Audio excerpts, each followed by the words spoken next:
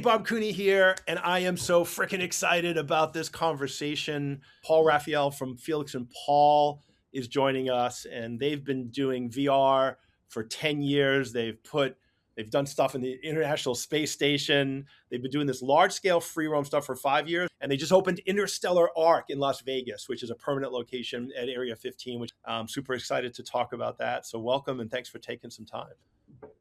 Thank you for having me. Yeah, start at the beginning. Like you've been doing VR for a long time. How did it start? So the studio is about 12 years old. Felix and I have been actually working together for closer to 20 years. We started collaborating right out of film school, but somewhere along the way, about 5, 6 years into our collaboration, we really got we were really fascinated by creating immersive projects of, it wasn't VR yet, but, the types of films we were interested in were immersive in nature to begin with. And that's the kind of films we wanted to make. But then we were starting to see the rise of immersive theater and like large scale projection mapping installations and things like that. And we're like, well, if immersion is what we're interested in, why are we limiting ourselves to the screen? So stereoscopic projection. We weren't using it as a cinematic kind of medium. We were using it as an installation, a way to create installations, basically. Of course, we had to develop some technology because there were no 360 3D cameras at the time. We took those tests and actually we're just a few weeks from CES, or at least at the time of the recording. And we went to CES 2014 and I found Palmer Luckey there, and I kind of basically shoved my headset onto his face, and that eventually led to us creating the intro to VR to the Samsung Gear VR, which was the first consumer release. And that was also the start of our studio, kind of on a more official level. Since then, we've created over, by now, probably 40 experiences, 40 cinematic VR experiences.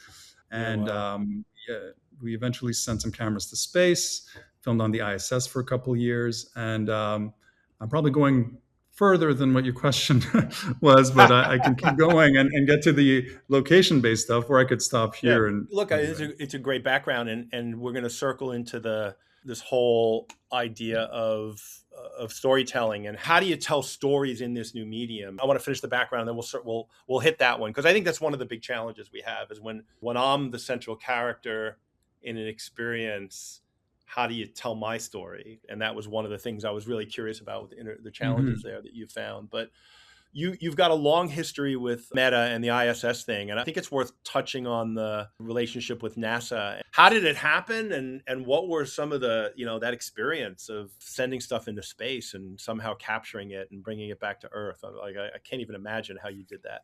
Yeah, well, the desire to film in space was there right from the beginning. So the minute we got our very first images into a headset, we were like, I mentioned immersive films, films that give you the sense of immersion. Both Felix and I were fascinated by 2001: A Space Odyssey, and that is one such film. And I think the combination of that and just the uncanny ability for this medium to take you somewhere, right? But one of the things that's kind of key for us is not getting in the way of what the medium can do on its own. And we thought that was so powerful that, as humans, is, this overview effect, this being able to see our planet as a whole in one glance. And that's something we wanted to do right from the get-go. And that kind of opened the door to a project with the Obamas. And after that project, we kind of were vouched for, I guess, in a way to work with NASA. Let's record, astronauts in training and then eventually, hopefully, follow them into space. The astronauts being the biggest kind of proponents of our project. Yeah, so that all kind of snowballed. And after about 2 years of filming with NASA on Earth, we got some real momentum to do this, the actual space shooting. Eventually, we sent our first pair of cameras through SpaceX on the ISS.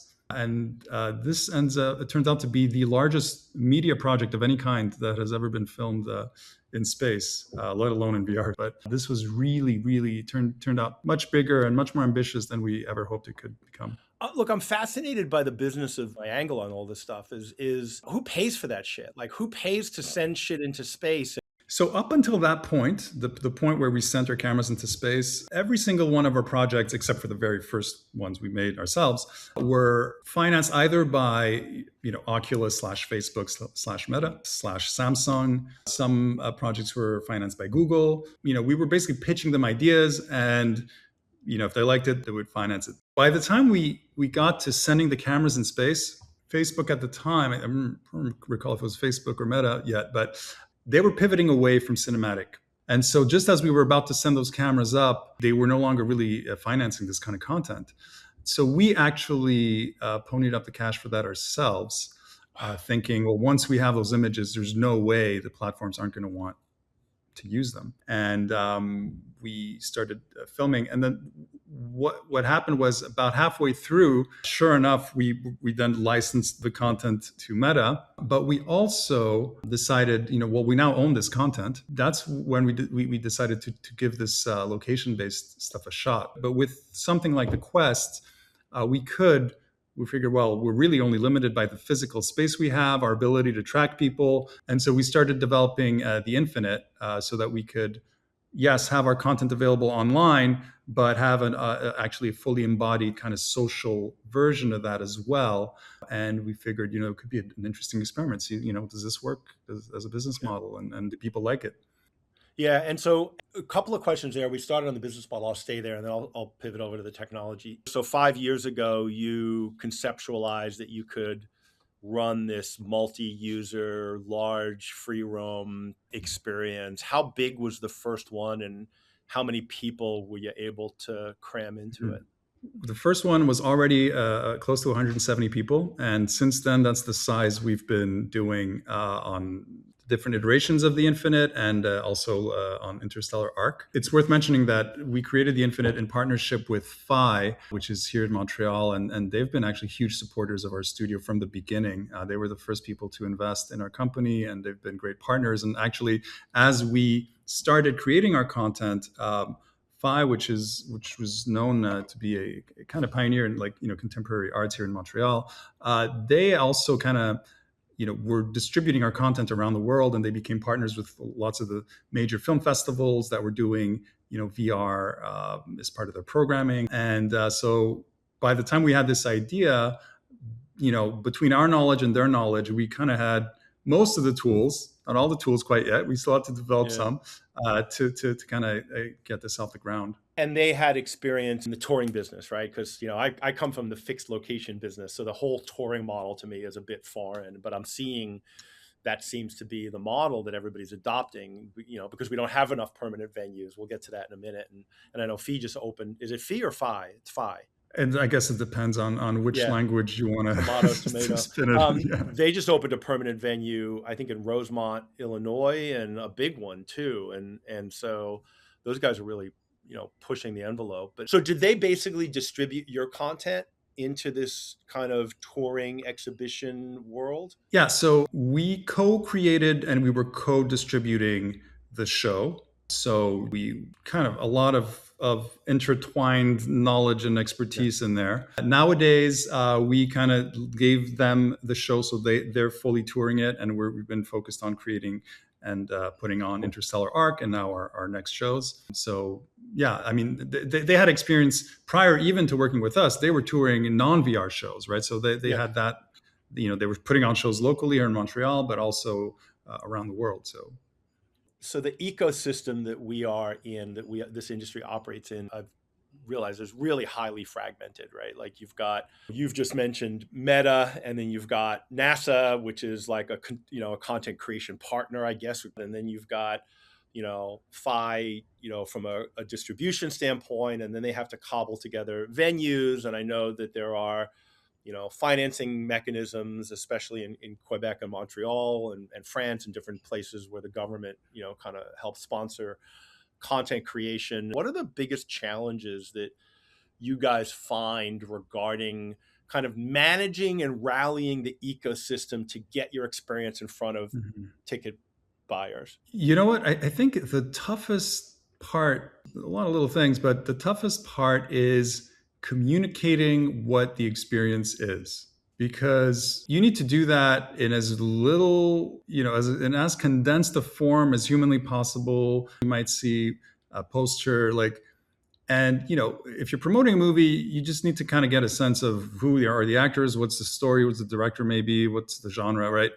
If it's a theater, if it's a concert, like everyone knows what those are. Rolls off the tongue. Yeah, it's like no one knows what that is, and the few that, I mean, you have some people who've eventually tried and they know what it is, but even then, if you do another one, then they may not even realize this is that sort of thing, right? And every time we would change cities, it would start over, right? But a lot of people have heard about the show and they'll be like, oh yeah, I heard about that. What is it? It's really tough, and honestly, there's a lot of people who are kind of afraid from of the term, right? They have negative connotations, whatever it is, right? And so it's by far, I think, the most challenging. Putting on the show, all the tech, all of that, getting the money, all of that was hard, sure, but the toughest part is communicating what it is, because once we get them in there, we almost always have a very positive reaction. Yeah.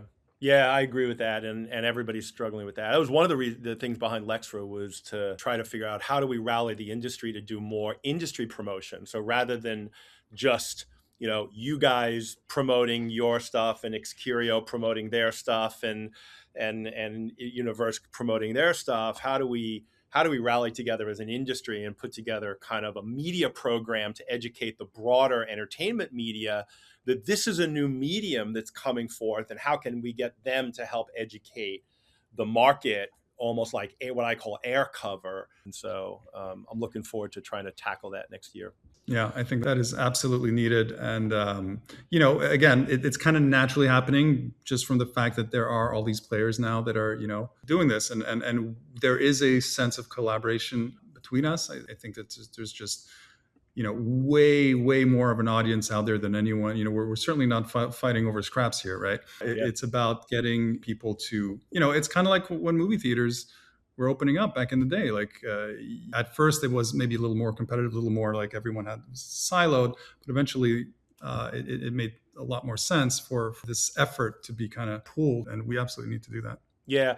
Speaking of movie theaters, lots of people, including myself, talk about the fact that, theater capacity is underutilized. How do you feel about coming together around a footprint standard? Brent Bushnell from Two Bit Circus talks about there's a basketball court, and then there's a half a basketball court, and then there's, and how do we come up with some footprint standards that allow us to grow distribution? But I also realize that there's an advantage to bigger spaces, but it also limits your ability to find locations. And where's the sweet spot there? And what do you think we do about that? I think, right now there's very little standardization, and I understand why. But ultimately, if we can have, exactly like you just said, standards of different sizes, and again, like you have small art house theaters, and you have IMAX, and you have, we can have different sizes. That's fine. And maybe not all shows will be in all sized spaces. Maybe some shows can take advantage of these different, can scale up. You add to that this having to be completely modular, right? It's not impossible, but it adds, it definitely diminishes the possibilities of what you can do, and eventually, if we can get that out of the way, I think it'll be huge. I'm a big believer in constraint drives innovation, and I think that what I just got to do the new zero latency Mall Mayhem Outbreak game. I highly recommend you guys going to find a place and play it together, because they created this new way of, so it takes place in a shopping mall, right? Big environment. And one of the things they worked on in Warhammer was no cutscenes, which you did in Interstellar Arc beautifully, right? Like it's just one big environment. There's no breaks in the immersion, right? You're there the whole time. No loading screens, no, there was some, onboarding and offboarding, change of context elements. But once you're in the space station, you're in the space station, and you see everybody at all times in the space station. It's amazing. But they did it in 1,500 square feet. So they created a 100,000 square foot environment that you could navigate in 1,500 square feet. And then as you walk through the portal, it shifts your perspective to go back into the space without ever doing like loading screens or elevators or stuff like that. It was really super clever. And I want to share that because I think it could open up the ability to do something like Interstellar Arc in a 2,000 square foot space, which now all of a sudden the whole world gets to experience it, which I think we want, like, because I think great art deserves to be seen. And Well, you're talking about standards of physical space. We kind of need an unreal toolkit of location-based VR experiences. It's clearly early days of something that I think clearly wants to exist. Stories and content in immersion is just the natural evolution of content, right? It's not a question of if, it's a question of when. And then what we're talking about here is doing this in dedicated spaces where you can do things that you couldn't do either at home or just out in the wild, right? So there's an inevitability to that as well. What's on our shoulders now, what we've got to do is build that network, build those standards, and do all that well. Yeah, I totally agree with that. So you touched on, headset providers, and you guys have a long history with, going back to Oculus and Palmer through, the various versions of Oculus, Facebook, Meta. Most everybody has been either on the HTC Vive platform, and now Pico's kind of gobbled up a lot of the market share in that space. I've pretty infamously said that I didn't think Quest was a viable platform for location-based entertainment. But how have you made it work at this scale? And why have you stuck with it? And I have assumptions around that stuff, but I'd love to hear your, the real answers to that. Mm-hmm. Okay, so when we started, there really weren't that many options. Really, like I said, the Quest had just come out, and that was the first of its kind. So to make that work on a large scale, we combined the Quest's native tracking to anti-latency, not to be confused with zero latency. Anti-latency is a tracking system. Basically, it's a camera module that's got some processing inbuilt that you can attach to the headset. And then it needs constellation LED lighting to basically track the headset in a large space. You can have, in our case, up to 170 people in as arbitrarily large space, walk around, and everyone's very precisely tracked. Our ambition with Interstellar Arc was just too high for that. Yeah, the graphics that you guys are delivering on that are for a standalone headset are stunning. Yeah. Thanks. And that is after incredible optimization and trickery that our team of artists were able to cook up. So that was it had to be Quest 3 level. And then Pico's, again, when we were choosing our headset about two-ish years ago, the future of Pico was not clear, but they haven't really made it a focus to streamline that process. And we do have to deal with incredible challenges working with that platform. And yeah, who knows what we're going to use for our next projects, but definitely pros and cons there. Yeah. Like, I've been doing this 10 years, kind of like pretty well known in the industry. I've never had a conversation with anybody that worked at Meta in 10 years. And I just wonder, is there, you guys work with them. Do they have any appetite at all to help support this market that continues to grow? Or is it just, shouting into a cave to a certain extent? So certain people within Meta certainly do. Ultimately, the company, it's a behemoth, right? Yeah. It makes decisions on what to prioritize and what to deprioritize. And sometimes we get a sense that, there might be some interest, and then we get a few little things out of them, and then sometimes not, right? And even the people making these calls, I think many of them, love this concept of, location-based VR, and have seen some of our projects, some of the other projects out there, and they're fans. But ultimately, they have to figure out what's best for them and they have to move the needle. They have to move the needle on $1 trillion company.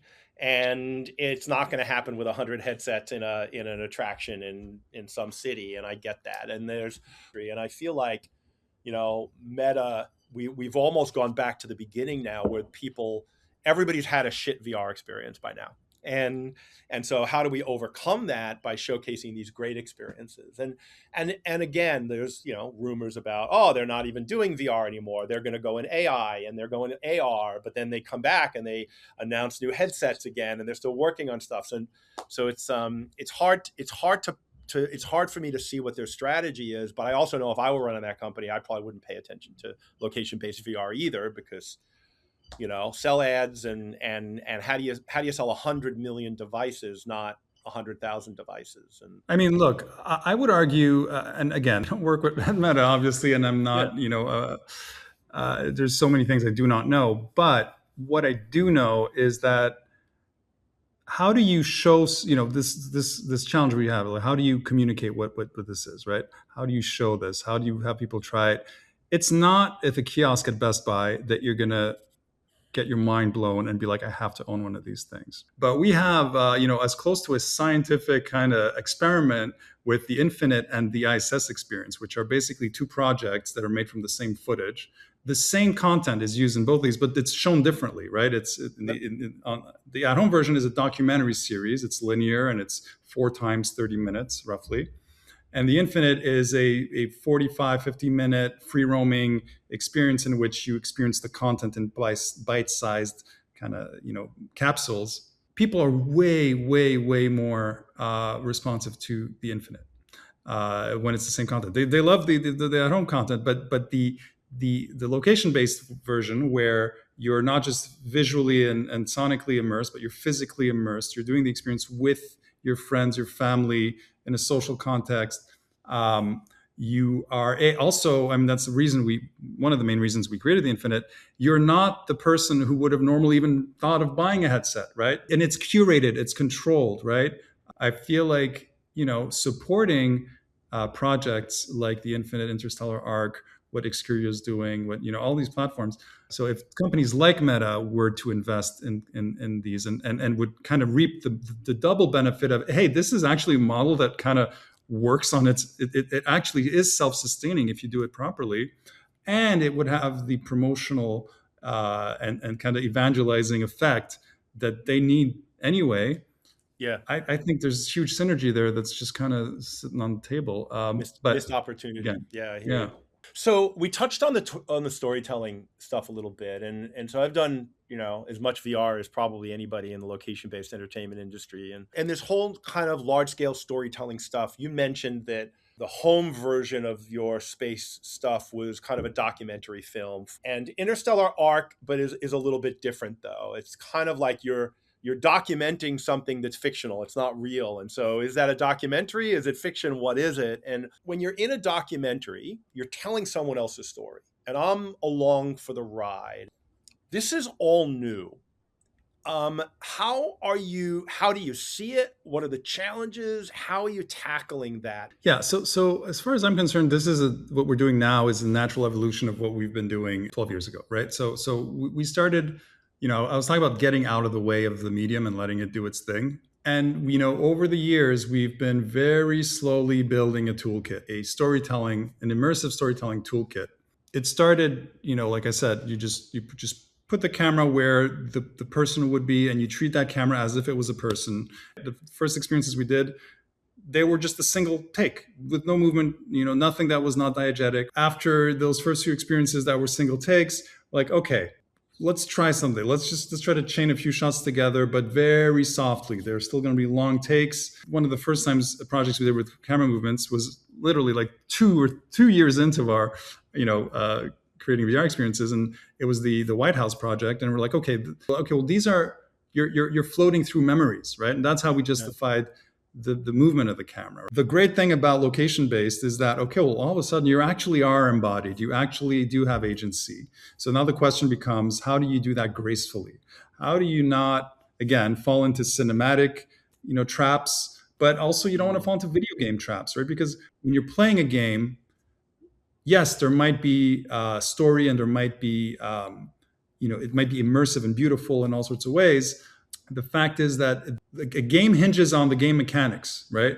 You're gaming the game. It's got nothing to do with storytelling and immersion. But the game creates a sense of drama and purpose. And the thing that Mm-hmm. I'm still looking for in these more storytelling that are not gaming, and I agree with you, we don't want to go into the gaming sinkhole because it narrows your appeal. But there's something about, especially when you get into long form, 45 minutes, an hour, to capture and hold someone's attention, especially in the era of TikTok videos, and certainly in Interstellar Arc, the embodied experience is so powerful that it holds for 45 minutes. And I might be creating too high a bar. It might be unreasonable. It might not be necessary, but I kind of sense that's where we're going, and I don't know how to get there. Just to be clear, when I was talking about game mechanics, I'm talking about game mechanics as they're used in games, Yes. and that's great for games. But you can't just take that and import it the same way you can't just take cinematic language. Right? There are things there that you can take and adapt as you can from cinema, as you can from theater, as you can from life and dreams and memories, right? And maybe it's more than one lesson. In the case of Interstellar Arc, after 3 years of doing that, lots and lots and lots of lessons. And the Interstellar Arc that we launched is slightly different than the Interstellar Arc that is playing now, and that will evolve. And just in terms of story, we struggled very, very much on too much or too little. Too much story, and you get popped out of there, because now all of a sudden it's about things happening, other characters' stories, or if it's you, we're imposing all sorts of things that, our baseline kind of hypothesis was, if tomorrow you were to go to Las Vegas in the year, 2 centuries from now, and if this were actually happening, you're going to go to Las Vegas, you're going to go to the Spaceport 1, you're going to check in, you're going to go into cryogenic sleep, you're going to wake up 260 years later, you're going to kind of get reaccustomed with your body and what's going on. You're going to spend 1 hour, a final approach to an exoplanetary orbital city, and then you're going to arrive and dock there. If that was happening tomorrow, that would be the craziest, most amazing thing that ever happened to you. You wouldn't need any more drama, right? Now, obviously, this is not really happening, so you have to put that back into perspective. But we're like, look, if we could make that immersive enough, even if we haven't figured out, masterful storytelling in VR by the end of this project, that should be good enough, right? So that was kind of what we were like. How do we not mess up the and you nailed that believability of that? Yeah. And so my question is, is there a path to this, to more mainstream storytelling? Look, and it could just be I'm stuck in movies, and TV shows and the dramatic, storytelling arcs, and this is just a different medium that requires an entirely different suspension of disbelief. Do you think the storytelling is going to continue to evolve over the next X period of time until we get somewhere where it becomes a standard and this is how you do it? Yeah. It's definitely going to evolve. The way we approach it is we kind of flip that problem on its head. The movie's purpose is not to tell a story. The story's purpose is to have an effect on you, right? Yeah. What we're aiming for is that level of impact and satisfaction, right? So story is a tool to get to that, right? As are all the other things we're doing in something like Interstellar Arc. There's some gamification in there. We try to make it as natural as possible, and not gimmicky, right? We struggled so hard with just the right dosage and the right type of storytelling to put in there.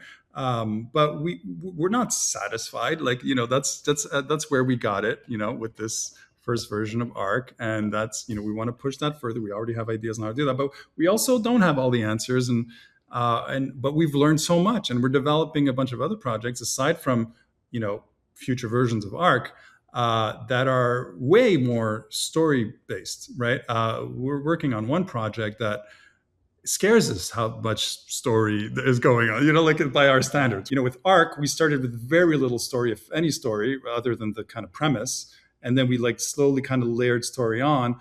This other project, we kind of took the opposite approach, where we have too much story, and now we're going to kind of bring it down until we find, right? But that will probably not be perfect either, because there's just so much still to be figured out. But we're trying to get to a point where you're not telling yourself, you don't come out of there thinking. I mean, you might come out of there thinking there wasn't enough, or there was, I doubt anyone would ever say there was too much story, but they might not enjoy the experience if there was too much story. But they might not think that was the problem, right?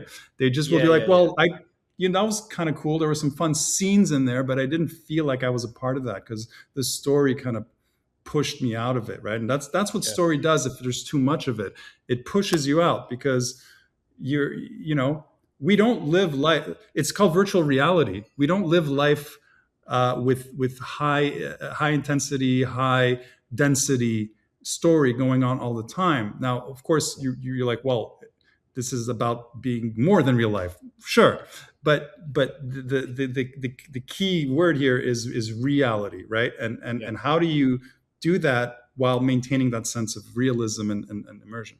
Yeah, and look, our brains are making stories up constantly. Like if you look at neuroscience and you look at Eastern philosophy, like we are storytellers and we're constantly making up stories in our minds. You got 170 people in a room, their story mechanisms are going on at the same time. They're all embodying characters in this environment. Look, I think this is one of the biggest challenges that media has and maybe has ever had. And I think if anybody's going to figure this out, you Mhm. guys are. And I applaud you for that. Yeah, fascinating. Yeah, we do evolve, right? And as this stuff evolves, and as we spend more and more time, in immersion, in digital immersion, right?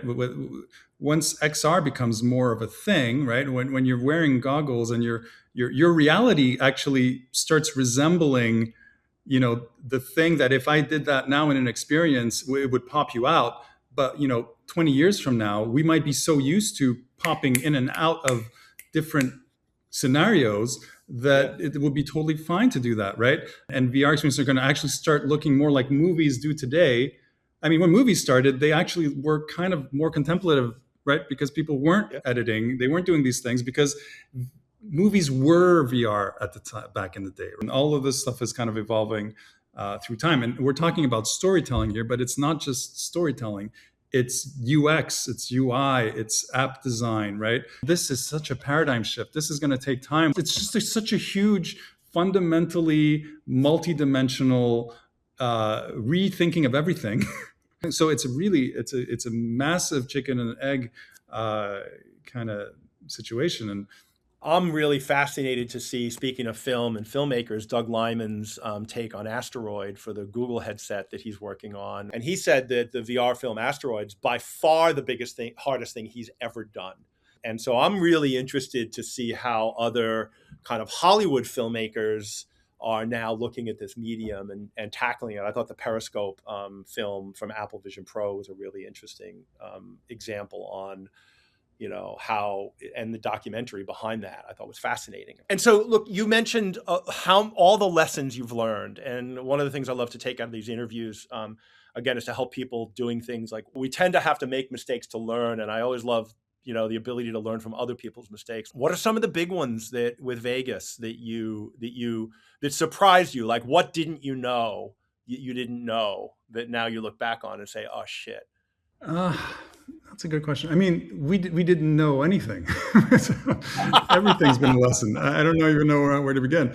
Well, look, when we started Interstellar Arc, we probably spent a year we probably wasted a year just finding, trying things that didn't work, right?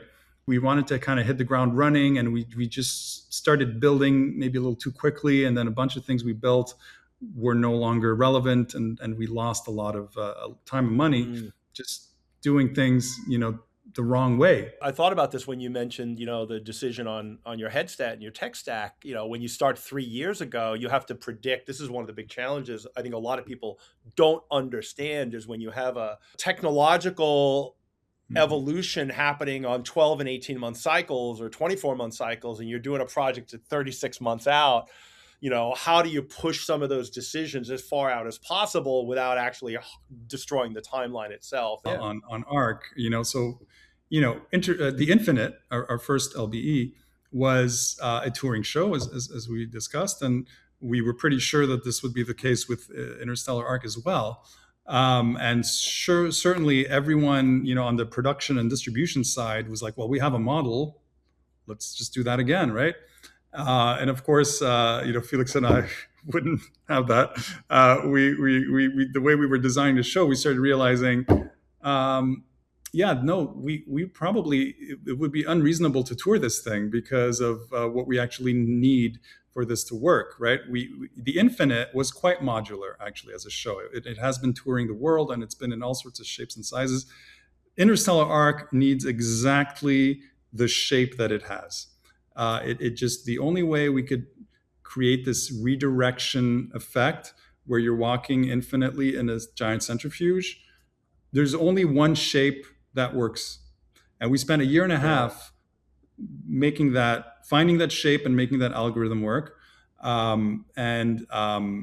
It could be bigger, but it couldn't be smaller, and it's quite big. And then to that, we wanted to have physical contact with the world, mostly in the shape of a railing that is on the sides of the path everywhere you go, and it's bent in the real world to fit the shape of the inverse of the algorithm that we do in the VR experience, right? So those railings, they are built into the ground, right? They have to be safe, right, and solid. And so it just there was no way to keep that idea, to have that size show, and to find venues around the world where so eventually we're like, okay, well, this has to be a permanent kind of show, right? And so then it was like, where could it be? And then there were a very short list of places where that could be. And we're actually trying to bring Interstellar Arc elsewhere, and so cool. we're looking for another place for that. So, that was probably one of the biggest pivots that kind of rattled the whole team. At some point, we're like, okay, well, we can't just replicate what we did with the Infinite. This is kind of something else. Why the railing? What does the railing do for you and for the experience that makes it worth creating that constraint? So there were a few reasons for the railing. One, it's just an immersion enhancer to be able to touch the world at any point. Because while it's not a 100% true statement, but you can touch almost everything that's physical in the show. Almost. It's not 100% true, but things are either the chairs that you sit on at the beginning and at the end, the railings that really, you can never walk through a wall because there's a railing, right? You're on this elevated path, and the railing's there. You can lean over the railing and look, down, although there's no down. You can look. So, you can do that. It adds a sense of comfort and safety, because you are walking we are bending space in a pretty crazy way. And while we did tweak that algorithm to make it as comfortable as possible, you are, it's kind of an elevated, again, there is no up or down, but it's a suspended path, right? And we don't need guardians. There are exceptions to that rule, but almost throughout the entire experience, you could never bump up against the guardian, right? You will never see. And that didn't make it. That breaks immersion. And I was just thinking about that as you talked about hitting the rail and not being able to walk through it. It dawned on me. You're right. It was really, and it felt more persistent. Yeah, it was a huge expense, both in terms of physical build and just getting that to work in the code, but it's so worth it. Like, I think it has so many good positive effects on the experience. In the beginning, when you come out of cryo sleep and you go on that, on the train or the sled or whatever, I thought I felt wind. Is there a little bit of gentle wind in that scene? Mm-hmm. So there are a lot of haptics that we wanted to put in that we didn't get to, but some of them did get in. Whenever you go through any sort of pressure change, so you go from outside to inside a vehicle, in or out of an elevator, we have those. Sorry, that's right. We love cats. We're a cat. Yeah. We're a cat friendly zone. We can show the cat. What's the cat's name? This is Fellini. Hi, Fellini. Oh, good name. Oh, he's beautiful. Yeah. So whenever you have pressure change, we have wind. We actually have D-Box on all the chairs, but it's not been activated yet. It hasn't been programmed. That was one of my questions. It felt like an easy win. Yeah. It felt like an easy win. Yeah. So cool. Those are there. They will be the switch hasn't been flipped on yet.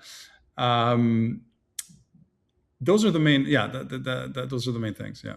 When I did it a couple of weeks ago, there were two experiences towards the end, or two. What do you call the different? Are they bays? What do you call the different areas you go into? You mean the physical build stuff? Well, I was going to say that's another thing I didn't mention. Part of the reason it's a permanent installation is that we really wanted the story to begin before you even stepped into the building. So the building is a spaceport. You're going to Spaceport 1.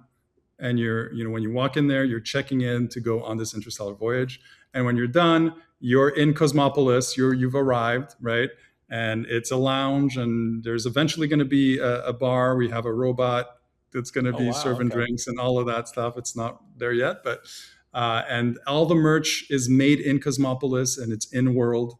I think we did pretty good job with that with the Infinite. Like not that you were in the story. I mean, the Infinite again is much more an actual documentary, even though it's interactive, and you can than Interstellar Arc, which, as you said, is kind of like a documentary, but in a fictitious world, right? But so it didn't make sense to make it look like the ISS. In fact, we actually downplay how photorealistic the virtual ISS is until you enter actual content that was filmed in space to create this contrast and all of that.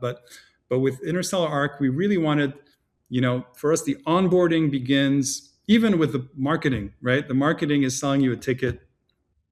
Yeah, the story is well on the website. It's beautiful. Yeah. Yeah, and this was a coincidence, but Area 15 named the whole district that we're in the terminal. It's just all right, great. And there's all sorts of space themed things around Interstellar Arc that we had nothing to do with. There's just like, all right, great synergy there. But the building itself, from outside, from inside, all of it's really all of this just enhances the immersion. You walk up to this booth and it's neon lit, and it's some kid gives you the headset, and it's referring to it as a headset, and then you enter a room and you put this on, and that's when the story begins. It fades in. We do have to deal with that too, because some of the projects we're working on are going to have to fit in there, and so then our onboarding begins at that point, right? But with Interstellar Arc, we're like, no. How far back can we move that line, and how far, towards the end can we push it so Yeah. that you have as much of a feeling of entering the story world as possible? And I think you guys have done the best job of that I've seen so far. It's something that, I've talked about, myself, I've talked about other companies about the need to, start the experience like at the awareness stage, right? And then certainly at the ticketing, onboarding, and then the final act is the one that I think is still. And I'm glad to see you're building some F&B and a reflection, what I call a reflection space. Like you just have this amazing experience. At the end, we wound up talking about it in the car on the way back, and it's like, and had there been a place to go have a drink, we probably would have stayed and sat and been able to reflect on it within the experience. Yeah, cool. Paul, thank you so much, man. First of all, congratulations. My utmost admiration for what you guys have done and continue to do. And I'm really excited to see, for future iterations of this and where you keep taking it. If people want to connect with you, do you have a social media platform you're active on, and how do they connect with you?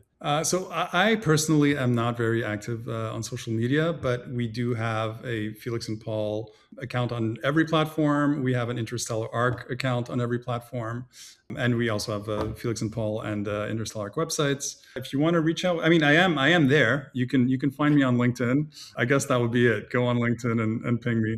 Yeah, cool. And I encourage everybody, get out to Vegas, see Interstellar Arc. Vegas needs your money right now, but it's worth the trip, literally just to see this experience. It's unlike anything else anyone's ever done, and we'll continue to follow your journey in this space and see where you take us. I'm excited.